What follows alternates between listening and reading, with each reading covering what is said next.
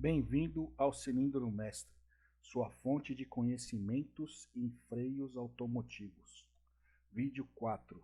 Força de frenagem ideal versus real.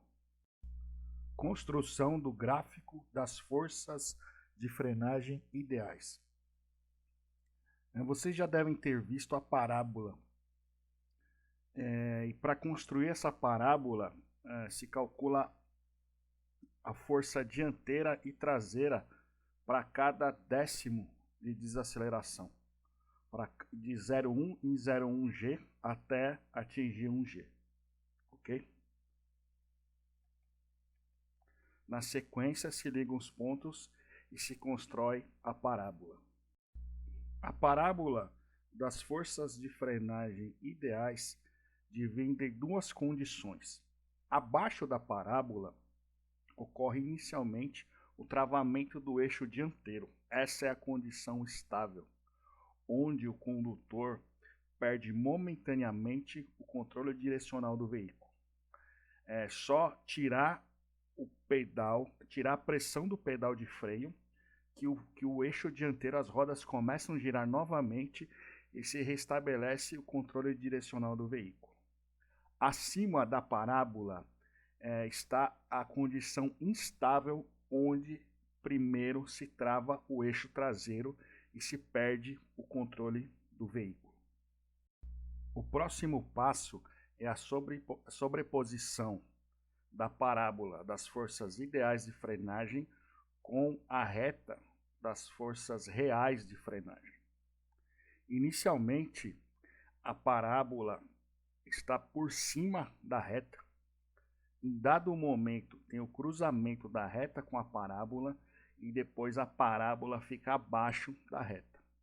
Esse ponto de cruzamento da parábola com a reta é denominado Z crítico. É o ponto onde ocorre o travamento simultâneo das quatro rodas do veículo. Entre outras coisas, esse dado serve para quantificar o seu sistema de freios, para você ter um comparativo, ter uma ideia de se você tem muita força de frenagem ou se você tem pouca força de frenagem. Então a gente pode dizer aqui que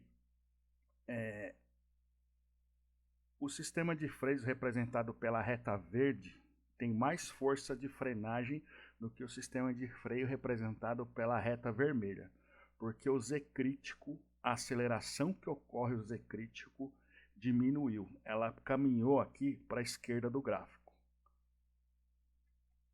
E assim, a gente pode dizer que o sistema de freios representado pela reta de linha azul tem um menor poder de frenagem do que as outras duas, porque o Z crítico caminhou para a direita. Aumentou a aceleração, a desaceleração, onde se ocorre o travamento das quatro rodas. Daí, a gente deve determinar a pressão para se atingir 1G de desaceleração com aquele sistema de freios.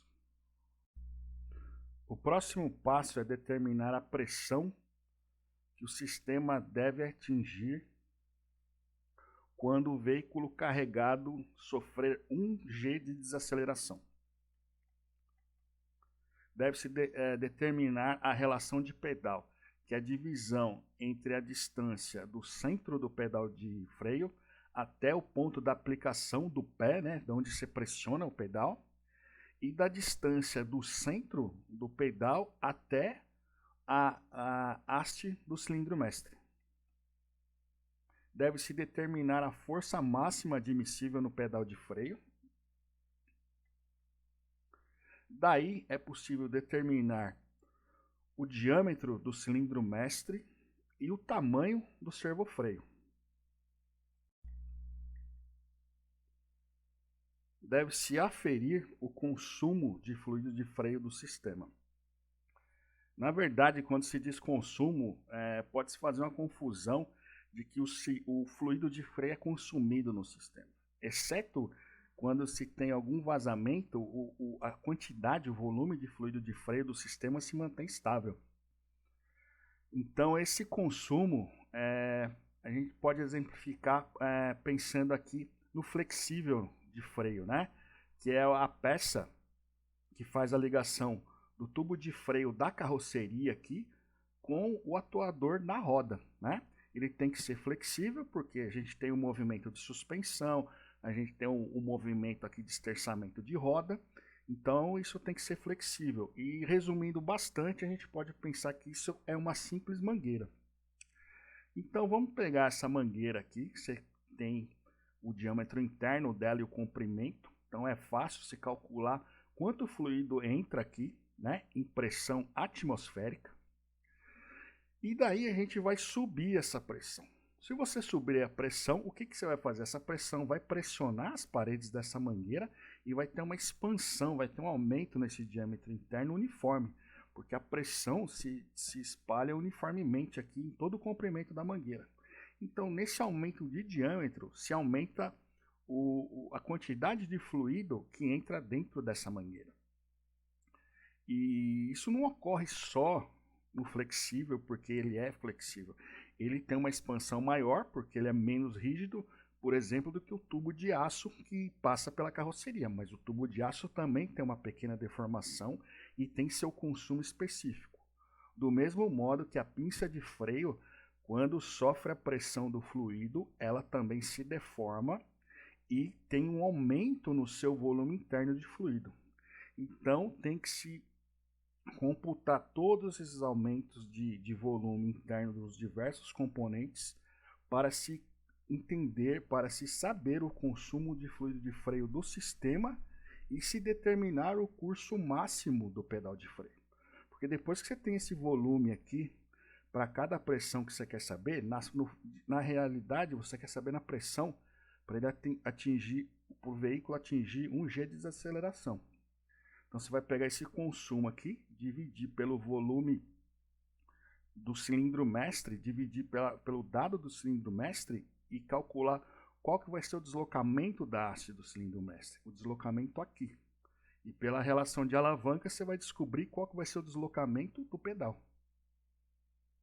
Espero que tenha gostado do vídeo.